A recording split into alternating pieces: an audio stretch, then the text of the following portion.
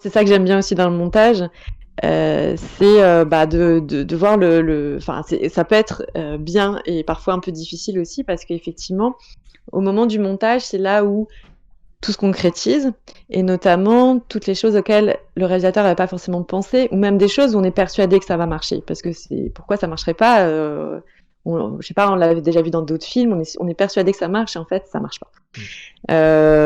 Donc c'est vrai que parfois c'est pas évident parce qu'on sait que derrière euh, faire retourner des scènes c'est compliqué pour réunir les comédiens, réunir le set, le cadreur, etc. C'est plus complexe.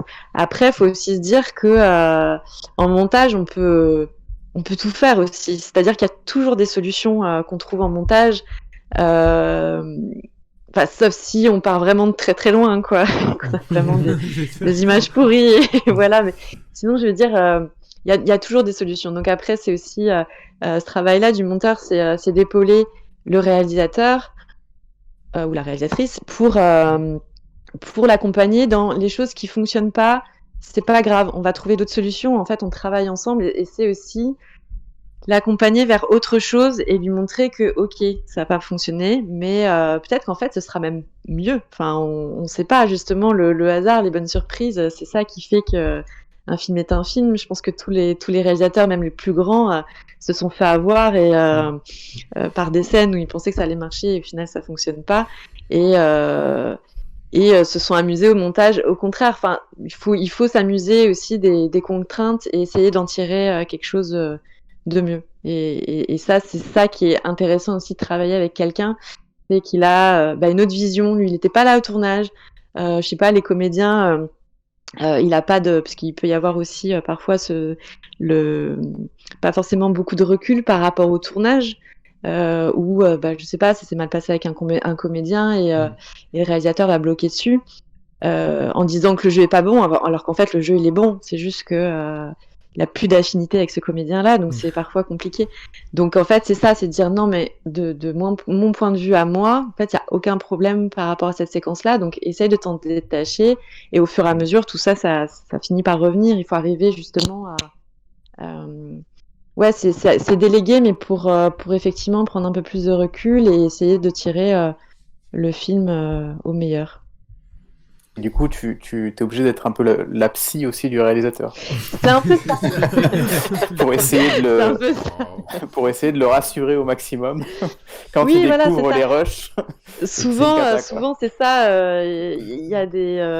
Alors, je parle pas du tout pour Fabien parce que pour le coup, le tournage s'était plutôt bien passé. Mais c'est vrai qu'il y a des moments où on est en train de faire le dérochage, on regarde les prises et puis on voit le réalisateur se décomposer parce que en plus, dans son imaginaire, enfin voilà, il pensait que cette scène, elle était mieux, que cette prise, elle était mieux, qu'il avait ce qu'il voulait. Et puis en fait, bah, de la même façon que sur un tournage ou au théâtre, on voit telle ou telle intention de jeu, quand on est derrière un écran, on n'a pas forcément la même impression, comme on peut avoir un comédien qui va surjouer ou pas assez. Et du coup, parfois, il y a ce petit décalage et il y a des moments où ouais, c'est compliqué.